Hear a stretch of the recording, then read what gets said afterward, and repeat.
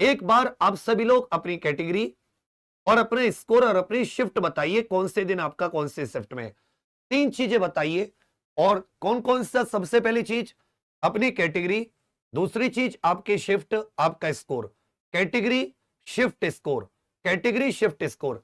एक बार जितने भी आप लाइव देख रहे हैं, एक बार कमेंट्स में कोशिश कीजिए ये 2-3 चीजें आप लोग मुझे बता पाए, तो आप लोग स्वयं अपने आप से अंदाजा लगा लोगे कि भाई कौन सी शिफ्ट में जो माहौल है वो किस प्रकार से रहा है, और इनमें कौन सी सरल रही है, कौन सी इसमें टफ रही है, और फिर नॉर्मलाइजेशन में किस शिफ्ट को कितना फायदा होगा। एक चीज और आप सभी को बता दूं कि जिसने सत्य भी ये गूगल फॉर्म नहीं भरा है, जो कि मैंने यहीं पे लिंक भी लगा रखा है, कि भाई आप कम से कम इस गूगल फॉर्म को जरूर भर दें। इससे बहुत अच्छा आइडिया निकल के आ रहा है। जितना डेटा इसमें होगा उतनी ही सटीकता से मैं आपको बता पाऊंगा कि भाई इतने लोग डीवीपीएसटी के लिए क्वालिफाई हो सकते हैं, ये फाइनल का चांस हो सकता है,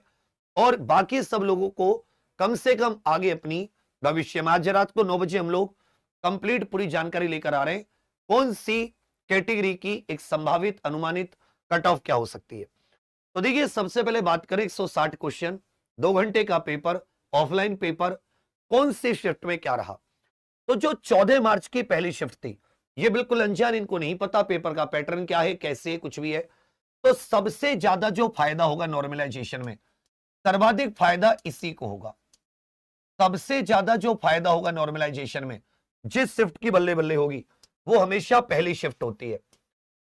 हालांकि जब जैसे जैसे शिफ्ट आगे बढ़ती रहती है, नॉर्मलाइजेशन का नुकसान होता रहता है। आपने 60,244 में भी देखा होगा। और कोई ये कहे कि उसको 2 नंबर का मिल जाएगा, 4 नंबर का मिल जाएगा, आइडिया नहीं लगा सकते किसको कितने नंबर का मिल सकता है, क्योंकि नॉर्मलाइजेशन इंडिविजुअल मिलता है। परंतु मोटे तौर पर अगर आप देखो, क्योंकि इसमें नेगेटिव मार्किंग नहीं है, तो इसमें जो एक आपका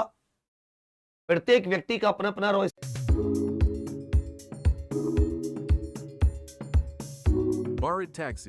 इसमें है नहीं, तो रॉय स्कोर के आधार पर और आपकी शिफ्ट जो थी उसमें मीन स्कोर कैसा रहा, औसत स्कोर और आपका रॉय स्कोर। औसत स्कोर क्या है उसका, शिफ्ट का, और आपका स्वयं का स्कोर कितना है, आपका रॉय स्कोर। ये 2 चीजें बहुत इंपॉर्टेंट रहती है। आपका रॉय स्कोर कितना है, इसके आधार पर ही नॉर्मलाइजेशन में नंबर घटते या बढ़ते हैं, नंबर घटते या बढ़ते हैं। तो उसमें जो औसत निकाला जाता है उसके हिसाब से, औसत में हर एक शिफ्ट में लगभग 3,93,000 के करीब बच्चे बुलाई गई, 2,63,000, 2,65,000, 2,70,000, कुल मिला के 10 से 11 लाख के करीब स्टूडेंट इस एग्जाम में बैठे। और इस 10 से 11 लाख में अगर आप फाइनल सिलेक्शन देखोगे तो 0.45% का है, 1% से भी कम का है, 0.45% का है। ये जो फाइनल सिलेक्शन है 10%, 5%, 1% का भी नहीं है, आधे का भी नहीं है, आधे से कम। इतने लाख में से जो पेपर दे रहे हैं, मात्र इतने फाइनल सेलेक्ट है। तो हम लोग क्या समझ रहे हैं, हम लोग जो स्कोर दिमाग में लेकर चल रहे हैं, वो लेकर चल रहे हैं कि अरे मेरा 110 आया, मेरा 120 आया, तो क्या पूरे भारत में, पूरे उत्तर प्रदेश के बच्चों का वैसा ही आया, जबकि उसको केवल 4,543 चाहिए, वो टॉप के जो होते हैं। अब क्या है कि 14 की अगर आप फर्स्ट शिफ्ट में एक एवरेज देखें, आपको 60,244 वाले बच्चों से आपकी बात नहीं हुई है, कोई 60,244 में आप किसी बच्चे को जानते हो जो टॉप 10-15 हजार स्टूडेंट है, उनका आप एक बार किसी भी स्कोर पूछ लो, कोई भी, मतलब चौंकने वाले स्कोर हैं, चौंकाने वाले, बहुत बढ़िया, क्योंकि उन लोगों को उतना पढ़ने का समय नहीं मिला, पेपर का लेवल वैसा रहा, पुरानी पढ़ाई जितना भी उन्होंने अभी पढ़ा उसके हिसाब से भी बहुत अच्छा मतलब स्कोर बनना है। तो कहने का अर्थ क्या है कि जब ये 14 की फर्स्ट अनजान शिफ्ट, इसमें जो एक एवरेज बना, बिल्कुल एवरेज बता रहा हूं, तो ये सबसे पहली शिफ्ट के आधार पर इनको सबसे ज्यादा फायदा होना है नॉर्मलाइजेशन में। नॉर्मलाइजेशन मतलब चारों शिफ्ट के मार्क्स को एक प्रकार से औसत सामान्य कर दिया जाएगा, तो जिससे कि हार्ड और जो इजी शिफ्ट होती है उसका भेद हट जाए, सबको बराबर मौका मिले, इसलिए नॉर्मलाइजेशन किया जाता है। अब इसमें बाकी शिफ्टों में अगर आप देखो कि कौन सी सबसे ज्यादा हार्ड थी, और हम लोग हर एक सब्जेक्ट में आपको यह पता चलेगा कि मैथ से लेकर रीजनिंग में भी 4-4, 5-5 क्वेश्चन बाकी शिफ्ट से थोड़े से, हिंदी में भी 3 से 4 क्वेश्चन बाकी शिफ्ट से, और जीके में तो कम से कम 15 के करीब, 10 से 12 क्वेश्चन ऐसे थे जो बाकी शिफ्ट से थोड़ी सी, बाकी शिफ्ट के मुकाबले थोड़े से हाई लेवल, मतलब हाई लेवल नहीं कह सकते, थोड़े से करने में दिक्कत, जिसमें इसमें अगर आप ओवरऑल देखोगे, किसी से बात करोगे तो स्कोर इसी तरीके से मैच कर रहे हैं, स्कोर इसी तरीके से। अब क्या होगा, जो दूसरे नंबर पर फायदा मिलेगा नॉर्मलाइजेशन में, वो सेकंड नंबर पर फायदा ये सबसे टफ शिफ्ट उठाती है, क्योंकि इसमें औसत नंबर क्या होते घटते हैं, जिसकी वजह से जो इजी शिफ्ट होती है उन सब के हिसाब से दोनों के मार्क्स को एक साथ सामान्य कर दिया जाता है। पर ये सब कंप्यूटर का सिस्टम है, फॉर्मूला भी इसका बहुत ही एक प्रकार से कह सकते हो, मतलब एक कॉम्प्लेक्स फॉर्मूला है। आप 1000, 2000, 10,000, 20,000 स्टूडेंट्स के आधार पर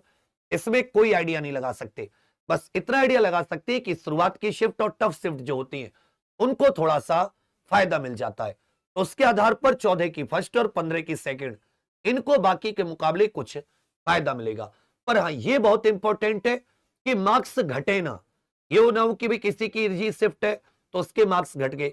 मार्क्स टफ वाले को या जो पहली शिफ्ट है उसके, क्योंकि उसके ओवरऑल देखकर थोड़े से बढ़ते हैं, पर ये ना हो कि किसी व्यक्ति के घटे। तो हम लोग इसके ऊपर थोड़ी सी भर्ती बोर्ड की तरफ से आवाज उठाएंगे, भर्ती बोर्ड की तरफ से, कि जो सामान्य नॉर्मलाइजेशन का फॉर्मूला है उसमें किसी का नुकसान ना हो,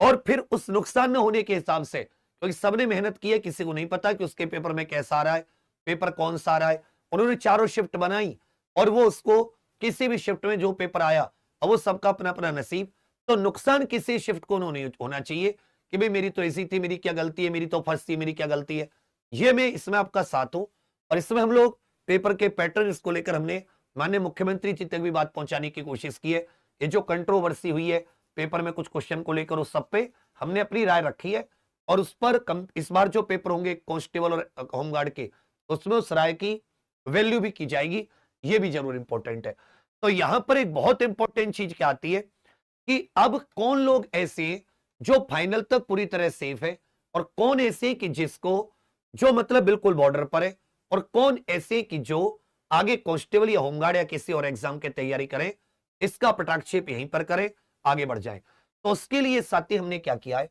एक आज रात को 9 बजे में संभावित कट ऑफ, और ये कट ऑफ कोई ऐसी नहीं होगी, कम से कम 50,000 डेटा पर आधारित होगी, 50,000 पूरा कैटेगरी वाइज सारा, और मैं, और 50,000 डेटा काफी होता है 10 लाख में से आइडिया देने के लिए कि भाई मार्क्स किस तरफ जा रहे हैं। इसी वैज्ञानिक तरीके का इस्तेमाल करके यूपीएस कांस्टेबल 60,244 में लगभग सही बता दी थी फाइनल तक की, इसी का इस्तेमाल करके पेट के कट ऑफ भी लगभग बिल्कुल आपको 55 सटीक बता दी थी, कितने परसेंट बच्चे बुलाए गए तो इतनी होगी। तो उसका स्कोर का कैसा होता है मैं आपको आज बहुत हद तक क्लियर कर दूंगा।